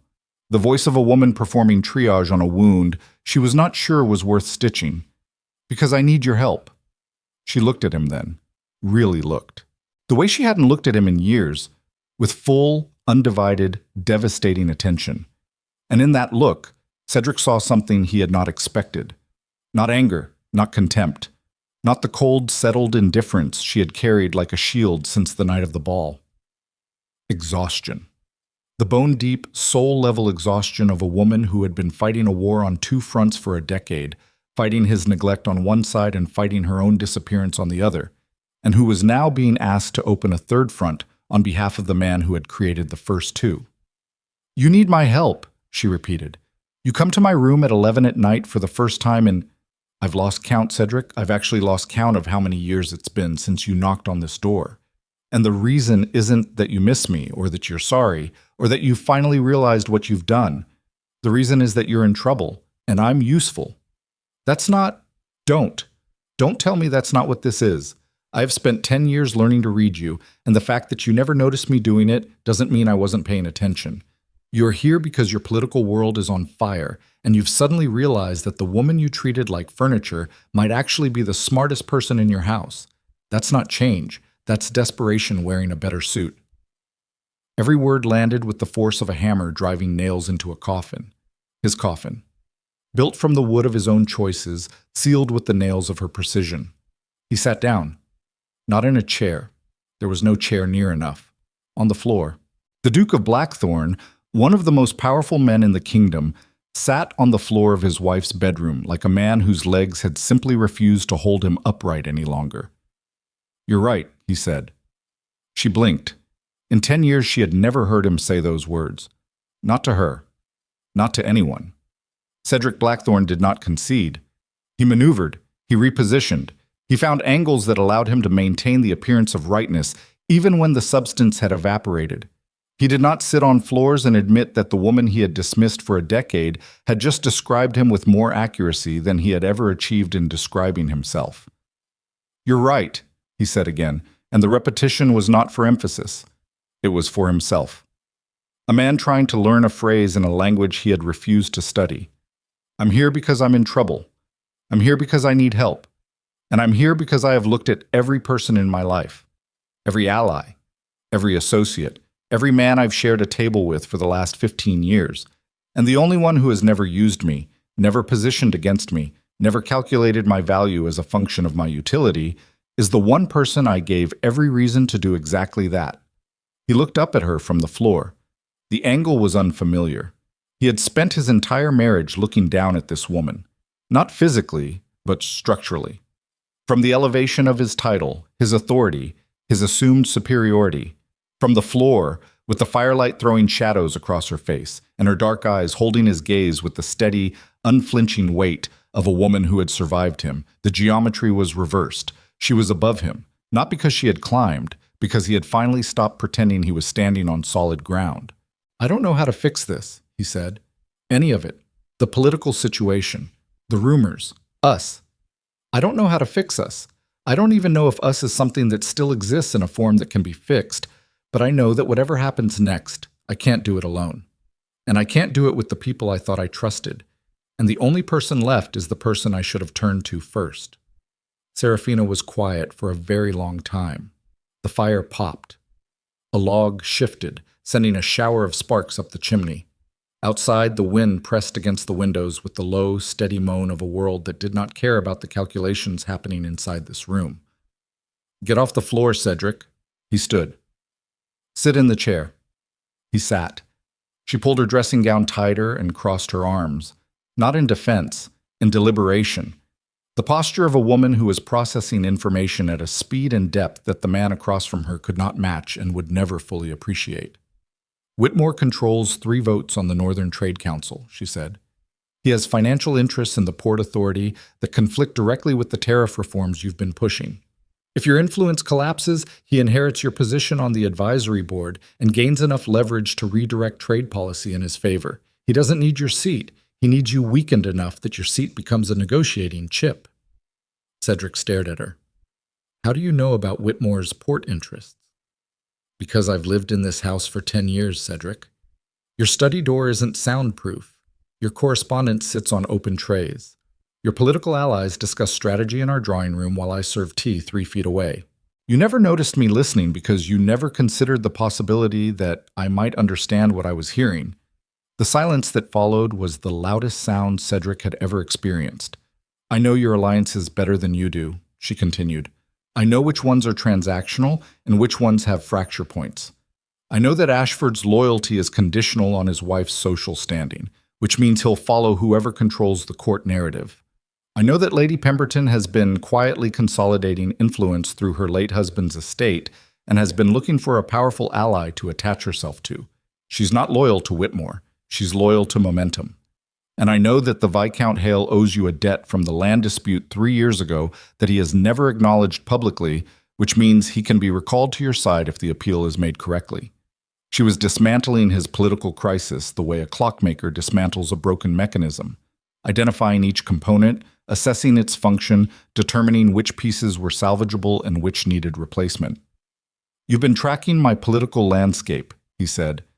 "I've been surviving in it. There's a difference. Tracking is academic. Survival is instinct. You learn the terrain or the terrain buries you." She stood. She walked to her writing desk and opened a drawer. Inside were notebooks. Not 1, not 2, but a stack of them, leather-bound, filled with the dense, precise handwriting of a woman who had spent a decade documenting everything she observed. Political alliances, social connections, financial relationships, patterns of behavior, shifts in loyalty. The entire invisible architecture of the aristocratic power structure, mapped with the thoroughness of a military intelligence operation conducted by a single operative working alone, undetected, from inside the most neglected room in the most powerful house in the kingdom. She placed 3 notebooks on the desk. "These cover the last 4 years. The earlier ones are less organized. I didn't know what I was building when I started, but these are comprehensive. Every alliance you've made, every deal you've brokered, every dinner where the real negotiation happened after the port was poured. I wrote it down because writing was the only thing that made me feel like my mind still worked, like I still existed as something other than a portrait on a wall." Cedric looked at the notebooks. He looked at his wife, and in the gap between those 2 sites, the documented evidence of her intelligence and the living proof of his blindness, he felt something collapse inside him that had been load-bearing for his entire adult life. His certainty that he was the competent one. His assumption that power resided in him and radiated outward to the people around him, who received it as a function of their proximity to his greatness. The foundational, unexamined belief that he was the architect and everyone else was material. Seraphina was not material. She had never been material. She was an architect who had been locked in a basement and had spent 10 years building blueprints in the dark, waiting for the day someone unlocked the door, or the day she kicked it down herself. "I'll help you," she said. "Not because you asked, not because you deserve it, because Whitmore's plan doesn't just threaten you, it threatens me. It threatens everything I've started building, the committee, the work, the life I'm constructing outside these walls. If you fall, I get buried in the rubble, and I refuse to let another man's failure determine my future. Not again." She opened the first notebook. "We start with Ashford. His wife is the key. She controls his social calculus. I'll arrange a private meeting. You. Me. You've lost credibility with these people, Cedric. Every room you walk into right now, people are calculating whether you're an asset or a liability. But I'm the story. I'm the Duchess everyone is watching. I have social capital you don't have access to because you never invested in it. So yes, me." He opened his mouth, closed it, opened it again. For the third time in their marriage, the third time in 3 weeks after a decade of none, he was searching for words that did not come from the playbook of authority and command. "I don't deserve this." "No, you don't." "Then why?" She looked at him, directly, fully, with the devastating clarity of a woman who had spent 10 years studying the man across from her and had arrived at conclusions he would spend the rest of his life trying to understand. "Because I'm not doing this for you. I'm doing this for the woman I've become in spite of you. She deserves to win. And winning requires removing the obstacles. Whitmore is an obstacle. Your damaged reputation is an obstacle. The fact that half the court thinks I'm sleeping with the crown prince is an obstacle. I'm clearing the field, Cedric. If that happens to save your political career in the process, consider it a side effect." She turned back to the notebooks. She began laying out strategy with the rapid, focused efficiency of a general who has been studying the battlefield for years and has been waiting for the order to engage. And Cedric sat in the chair in his wife's bedroom at midnight, watching the woman he had ignored for a decade take command of his collapsing world with a competence that made his own efforts look like a child stacking blocks. And he felt, beneath the relief, beneath the awe, beneath the sharp, lacerating shame, a new emotion. One he did not have a framework for. One that required him to abandon everything he thought he knew about this woman and this marriage and this life. He felt afraid of her. Not physically. Not in the way that weak men fear strong women, with resentment and the reflexive urge to diminish. Afraid in the way that a man is afraid when he realizes that the person sitting across from him is operating on a level he cannot reach. That she has been operating on that level for years. That the gap between what he thought she was and what she actually is represents the single largest miscalculation of his life, and the cost of that miscalculation is still being tallied. They worked until 3 a.m. She outlined the strategy. He provided tactical details, names, leverage points, financial vulnerabilities. For the first time in their marriage, they functioned as a unit. 2 minds operating in tandem, her strategic vision directing his tactical knowledge, his political connections executing her analytical framework. It was not reconciliation. She did not let him touch her. She did not soften. She maintained the precise professional distance of a woman who was collaborating with a colleague, not forgiving a husband. Every interaction was transactional, every exchange purposeful, every moment stripped of the emotional warmth that he was only now realizing he craved with a desperation that frightened him. By the time the first gray light of dawn appeared in the windows, they had a plan. Ashford would be reclaimed first, through Lady Ashford, through the social channels that Seraphina controlled and Cedric had never valued. The Viscount Hale would be approached privately, his old debt invoked not as blackmail, but as an appeal to honor. Lady Pemberton would be offered something Whitmore could not provide: proximity to the Crown Prince's reform agenda, which ran through Seraphina's committee and therefore through Seraphina herself.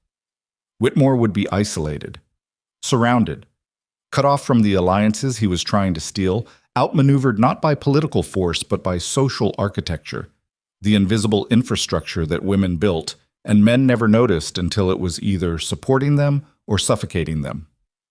"There's one more thing," Seraphina said as Cedric stood to leave. The dawn light was making her face look sharper than usual, harder. The face of a woman who had crossed a threshold during the night and was not going back. "At the spring council session, you'll need to make a public statement, not about Whitmore, about me, about us. The court needs to see that the Blackthorne marriage is not the liability Whitmore is selling it as. They need to see unity, strength, a partnership that functions.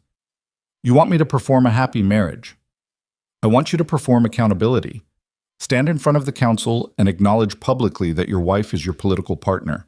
Not your decoration, not your obligation, your partner. With authority, with standing, with a seat at the table that she earned and you failed to provide. That will change everything, the way the court sees us, the way they see you. That's the point. And the way they see me, she met his gaze, that depends entirely on whether you mean it. He held her eyes for a long time. The dawn pressed against the windows. The fire had died to embers. The house was waking around them. Servants moving in distant corridors. The first sounds of a new day assembling itself from the wreckage of the night. I'll mean it, he said. We'll see. He left her room. He walked down the corridor toward his own bedroom, and with every step, the distance between her door and his felt less like architecture and more like a measurement of everything he had lost. 37 steps. He counted them. 37 steps of empty hallway between the woman he had married and the man who had failed her, and every one of those steps represented a night he could have walked this corridor in the other direction and didn't.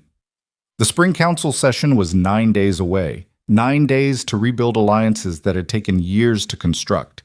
9 days to outmaneuver a man who had been planning his destruction for months.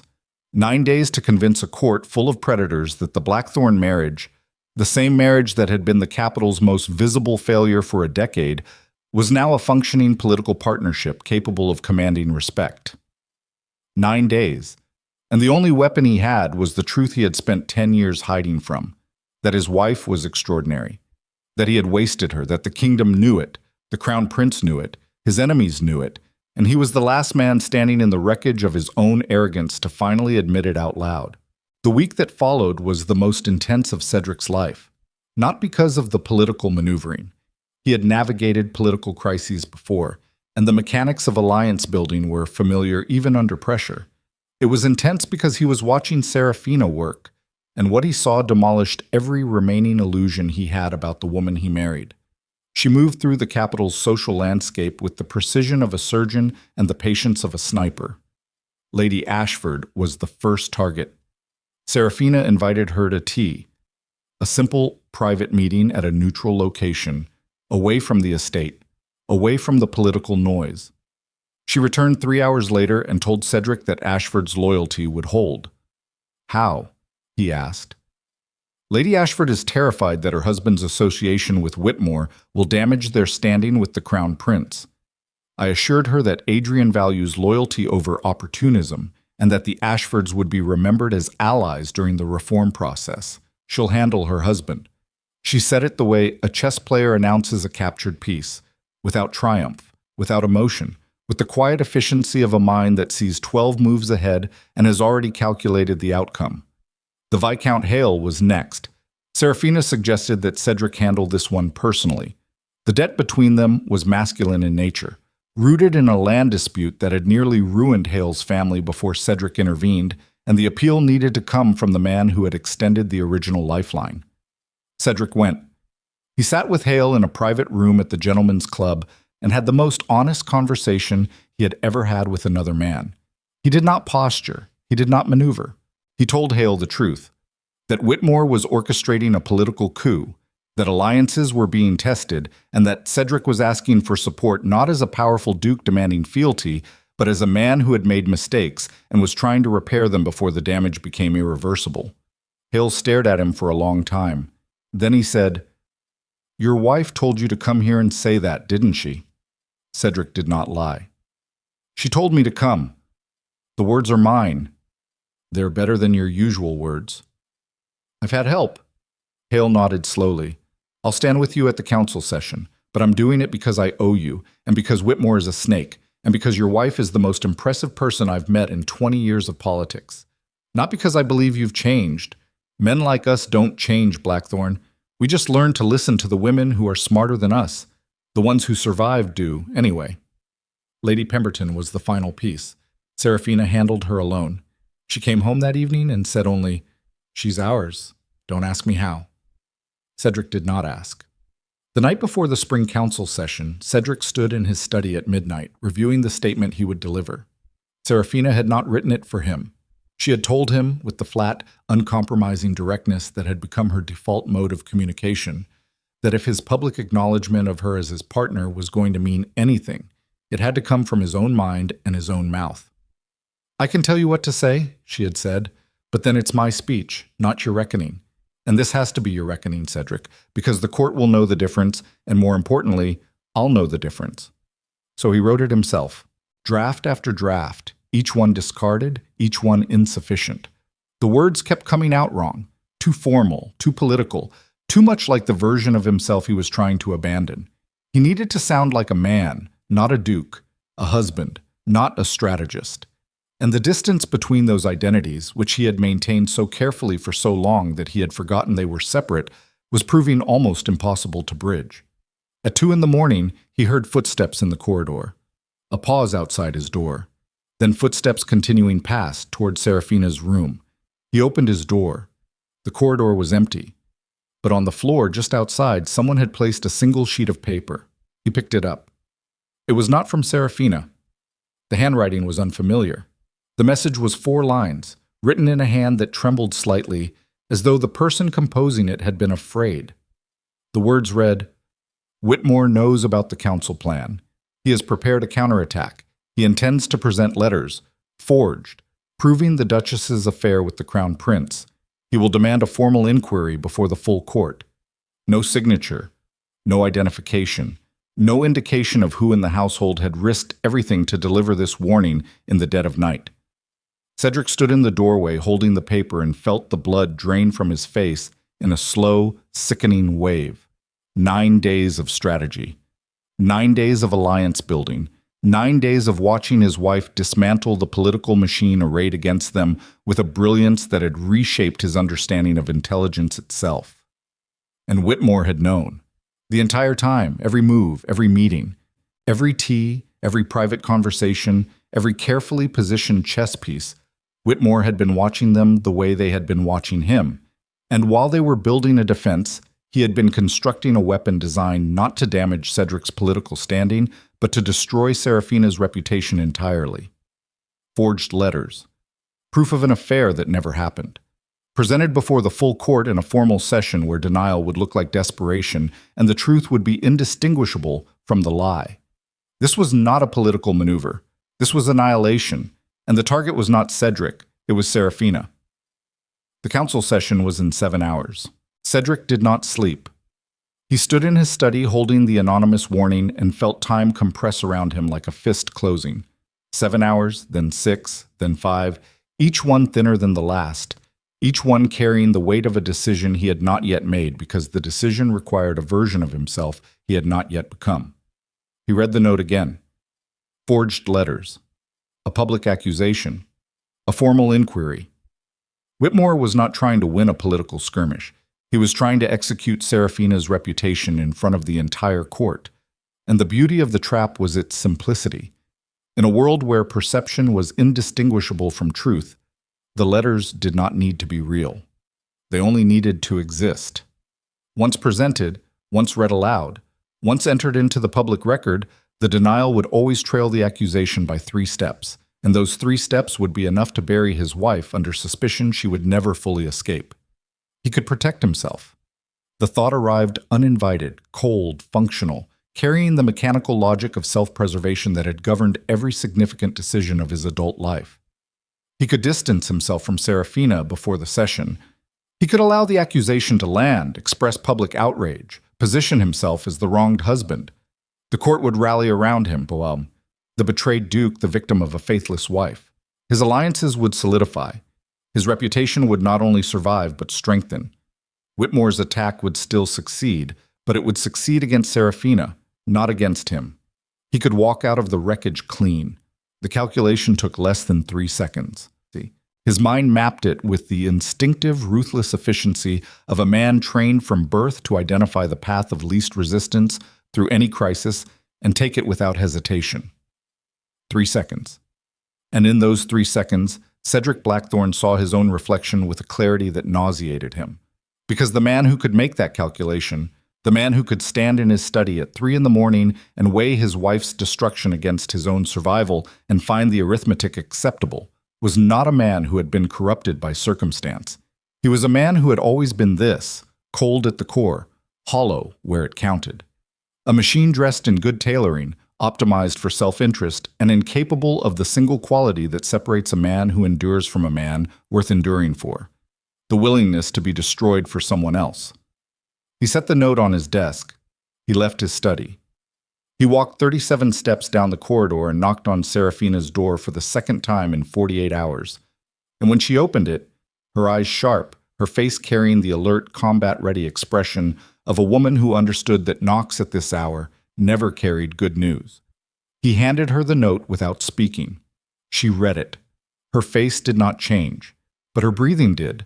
One long, controlled inhale through her nose, held for 4 counts, released slowly through barely parted lips. The breathing of a woman who had been hit and was managing the impact before allowing herself to feel it. "How long do we have?" 6 hours. "The letters are forged." "Obviously." "Can we prove it?" "Not in 6 hours. Not in front of the full court. Forgery analysis takes weeks. Whitmore knows that. He doesn't need the letters to be authentic. He needs them to be public." She set the note down. She crossed to the window and stood with her back to him, looking out at the estate grounds in the pre-dawn darkness. Her reflection was visible in the glass, faint, translucent, a ghost of a woman superimposed on the black landscape beyond. "Then we don't fight the letters," she said. "What?" "We don't fight the letters. We don't deny them. We don't defend against them. We make them irrelevant." She turned. Her eyes were burning. Not with tears. Seraphina had cried her last tear in this house years ago. With something harder, something that lived in the space between desperation and clarity, where the mind, stripped of every comfortable option, finds the one path that no one expects because no one would choose it voluntarily. You go before the council, before Whitmore presents his evidence, before the accusation is made, and you say what you are going to say, but more. You don't just acknowledge me as your partner, you acknowledge what you did to me, publicly, in detail, in front of every person who has spent 10 years watching you ignore your wife and saying nothing. You want me to confess. I want you to take away his weapon. The letters only work if the narrative is about my betrayal, if you stand up first and make the narrative about your failure, your neglect, your blindness, your systematic destruction of a marriage that could have been extraordinary. Then Whitmore's letters become the desperate act of a man attacking a wife who has already been publicly defended by her own husband. The story changes. The victim changes. You stop being the oblivious Duke and you become the man who had the guts to stand in front of his entire world and say, "I was wrong." The silence that followed was enormous, cathedral-sized. It filled the room and pressed against the walls and pushed the air out until breathing required conscious effort. "That will humiliate me," Cedric said. Not with protest, with the flat, factual tone of a man stating the price on a tag and deciding whether he can afford it. "Yes." In front of the entire court, every ally, every enemy, every person whose respect I've spent my life earning. "Yes." My father would have called it the end of the Blackthorne name. Your father destroyed your mother with the same indifference you used on me. The Blackthorne name has been ending for generations, Cedric. You're just the first one being asked to choose whether it ends with a whimper or with something that actually matters. He looked at her. She looked at him. The dawn was beginning. A thin line of gray at the horizon, barely visible through the window. The first suggestion that the night was finite and the day was coming whether they were ready for it or not. "I'll do it," he said. She studied his face for a long time. Whatever she found there, whatever calculation she ran behind those dark, devastating eyes, produced a result she had not expected. He saw it happen. The microshift. The barely perceptible softening of the muscles around her mouth that indicated something had changed in her assessment of him. Not trust, not forgiveness, not anything as simple or as generous as those words implied. Recognition. The recognition that the man standing in her bedroom at 4 in the morning, agreeing to publicly destroy his own reputation to protect hers, was not the same man who had sat across from her at a 16-seat breakfast table for 10 years without seeing her. He was not yet the man she needed him to be, but he was, for the first time, a man capable of becoming that. "I'll write a draft," she said. "No." He shook his head. "You told me it has to be my reckoning. You were right. I'll write it. I'll mean it. And whatever happens after, whatever the court decides, whatever Whitmore does, whatever this costs me, I'll stand next to it." He left her room. He went back to his study. He sat down at his desk as the dawn broke gray and cold over the Capitol, and he began to write. Not a political speech, not a strategic maneuver. A confession. Raw, specific, unsparing. Every failure named, every year of neglect cataloged, every excuse stripped of its packaging and exposed as the cowardice it had always been. It was the hardest thing he had ever written, harder than any treaty, harder than any negotiation. Because treaties are designed to protect interests, and this document was designed to demolish them. His own interests, his own armor. The carefully maintained public image of a successful duke with a functional marriage and an obedient wife. All of it, every brick, pulled down and laid at the feet of the court for inspection. He finished at 7. He dressed in silence. He descended the staircase and found Seraphina waiting in the front hall, dressed in a gown the color of iron, severe, unadorned, chosen with the deliberate precision of a woman who understood that this morning was not about beauty, but about presence. They rode to the council session in the same carriage. For the first time, they sat on the same side. Neither spoke. But when the carriage hit a rut in the road and Seraphina's shoulder pressed against his, she did not pull away. The council chamber was full, every seat occupied. The galleries above packed with observers, courtiers, minor nobles, the entire social ecosystem of the capital, assembled for the spring session with the particular electric anticipation of a crowd that suspects something significant is about to happen. Word had traveled. It always did in courts where information was currency and silence was the only commodity more expensive than gossip. Whitmore was already seated, third row, left side. His face carried the composed, unremarkable expression of a man who had placed all his pieces and was waiting for the game to begin. Beside him, a leather case rested on his lap. The letters, Cedric assumed. The forged evidence. The weapon designed to destroy Seraphina's reputation in a single, irreversible stroke. Cedric walked to the front of the chamber. He did not wait for the session to be formally opened. He did not request permission to speak. He stepped onto the floor, faced the assembled court, and began. "I have a statement to make. It concerns my wife, it concerns our marriage, and it concerns the kind of man I have been for the last 10 years. The room went silent. Not the gradual settling silence of a crowd being called to order, the immediate total silence of a collective holding its breath.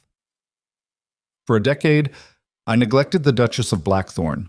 I ignored her contributions, dismissed her intelligence, and treated her as an ornament rather than a partner.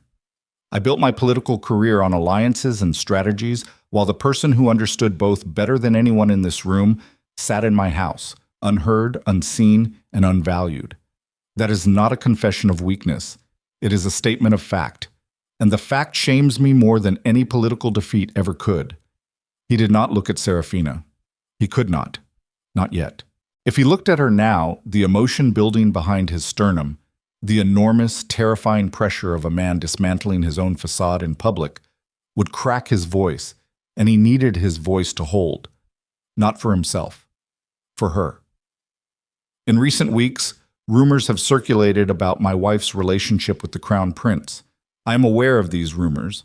I am aware that they have been manufactured and distributed with the specific intent of damaging both my wife's reputation and my political position. And I am aware of who is responsible. He looked at Whitmore. The entire room followed his gaze. Whitmore's expression did not change, but his hands tightened on the leather case in his lap, the involuntary response of a man who has just realized that the ambush he prepared has been walked into, through, and past. Lord Whitmore has in his possession forged letters designed to fabricate evidence of an affair between my wife and the Crown Prince. He intended to present these letters today, before the full council, in a formal inquiry that would have destroyed the Duchess's standing and isolated the Blackthorne household from its alliances. The room erupted. Not into chaos. Aristocratic assemblies do not permit chaos, they permit controlled detonations. But into the sharp buzzing turbulence of 500 people processing a revelation that rearranged every calculation in the room. Whitmore stood. "This is slander. I have no such—" "Then open the case." 3 words, delivered with the cold, specific authority of a man who has spent his entire life wielding power, and is, for the first time, directing it at a target that deserves it. The room held its breath. Whitmore's hands did not move. His face, which had been composed, began to shift, the micro-tremors of a mask losing adhesion. He looked left, right, at the faces of the allies he had cultivated, the co-conspirators he had positioned throughout the room. One by one, those faces turned away. Ashford studied the ceiling. Lady Pemberton examined her gloves. The Viscount Hale stared straight ahead with the deliberate blankness of a man who has chosen his side and will not be moved. "Open the case, Whitmore," Crown Prince Adrian said from the royal gallery above. His voice carried the weight of a man who would one day rule and had decided that today was the day he began, "or I will have it opened for you." Whitmore did not open the case. He stood in the 3rd row, surrounded by 500 witnesses, and understood, with the swift, sickening clarity of a man watching his own strategy collapse in real time, that the game was over. Not because the evidence had been disproven, but because the narrative had been seized before he could deploy it. Cedric's confession had reframed the entire situation. The court was no longer looking at a cuckolded duke and a faithless wife. They were looking at a husband who had publicly owned his failures and an ally who had tried to exploit them. Whitmore left the chamber without another word. The leather case went with him. The letters, forged, fabricated, worthless, would never be read. In the silence that followed his departure, Cedric turned to face Seraphina. She was standing near the back of the chamber, where she had positioned herself when they arrived. Visible, but not prominent, present, but not performing. Her face was still. Her eyes were dry. Her hands were steady. But something in her posture had changed, something almost imperceptible. A fractional release of tension in her shoulders. A millimeter shift in the angle of her chin. The adjustment of a woman who has been carrying a weight for 10 years and has just felt, for the first time, someone else reach for it. "The Duchess of Blackthorne is my partner," Cedric said to the court. "She has been doing the work of this household for a decade without recognition, without support, and without the respect she earned every single day I failed to provide it. That changes today. Not because it serves my interests, because it is the truth. And I have spent too many years in this chamber trading in everything except that." He stepped down from the floor. He walked to Seraphina. The room watched. 500 people, 500 sets of eyes, 500 calculations running simultaneously. And for the first time in his political career, Cedric did not care about a single one of them. He stopped in front of his wife. He did not reach for her hand. He did not attempt an embrace. He did not perform the theatrical gestures that the court expected and the gossips craved. He simply stood in front of her and let her see his face without armor, without control. Without the mask he had worn for so long that he had forgotten it was a mask, until the woman who had married him pointed out that she had never seen the face beneath it.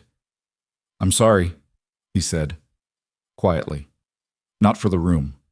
For her. She looked at him.